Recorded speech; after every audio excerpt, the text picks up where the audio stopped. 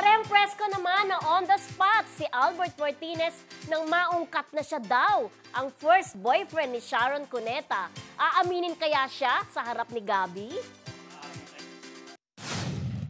No? Sabi ko nga ba't iba yung araw, di sabay na lang, di ba?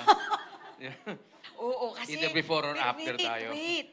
Kasi di ba, si Sharon, ang first boyfriend niya si Albert. Yan ah! OMG! Yan ba? Uy, di ba? Tama ba? Parang nabasa ko yun dati nung bata pa. Actually, pwede siyang gumest eh, no? Ay, oo. Pwede ka ba? Pwede ka ba? One song? One song lang, bro. Uy, di ba totoo? Pwede pa. Pwede pa umabot. Mr. Albert, di ba totoo yun?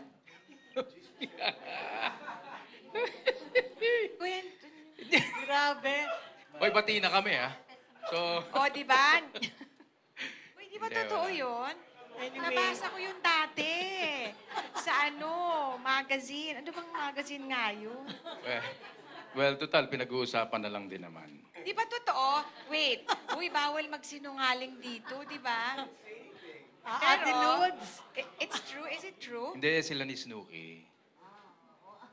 Ulo nyo naman kausap. Hindi naman si Snooki yan tinatanong ko. Si Sharon. Kasi yung Sagutin dear mo na heart nga, kay ito. Sharon. Oh my God. Uy, para matapos na once and for all. Anak, sorry yung anak niya nandito eh. Ano naman, wala pa yung TV mami show mo ba dati. Gabay, Guru TV, question and answer. Iba yung diba, Mr. Albert? Mali yata itong event na napasukan ko. Akala ko gabay guru to. Parang iba yata itong show. Tama, Guru. Alamin ng history, ano? Di ba, totoo? Alam mo, Ate Lods. Ayan. Si Ma'am Che, parang parang Ate Lods. Yes. Diba? Parang Che see-through. Cabal Revilla, asawa yan. Hindi ako sure, kung sino sa mga Revilla. Yun na lang, ng mga isa sa Oo. mga Revilla, di ba?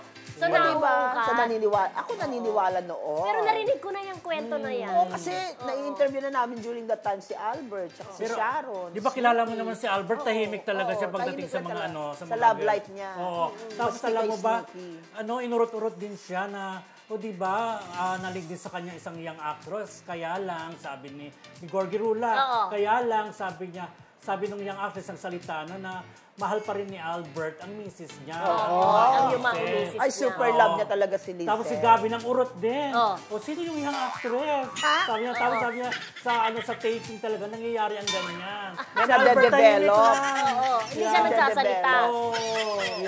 Gano'n naman ka-gentleman si Albert. Wala kang malalamang ano. Pero ang gwapo pa rin nila pareho. Oo Tingnan naman. mga itsura. Yan ang mga stars ng 80s. Kahit may pagka-green yung buhok ni naputian, Richard diba? Gere nga siya. At very active pa rin talaga sila sa showbiz ngayon. Pero pareho silang gwapo pa rin, yummy pa rin, di ba? Pero sino mas gwapo sa inyo? Si Gabby. Ako magkaibang nila eh. Pero magkaiba sila ng si Gabby kasi talagang heartthrob ang dating niya nung araw. Ever since pa. Oo, pero sa mapupulang labi pa lang niya, mga panahon nun, si Albert super gwapo rin. Parang totoo, parang wala kang tulak kabigyan. Correct. Tapos sabi nga nila, si William na lang daw kulang dyan. Event na yan. Correct. 80s na. Oo. Dapat di ba? Dapat yung magkaroon ng pelikula, di ba dati nagkaroon sila. Mag-reunion sila. May underage, di ba? Ngayon, overage. Dapat Talbog. Overage talaga? Grabe kami, Dred.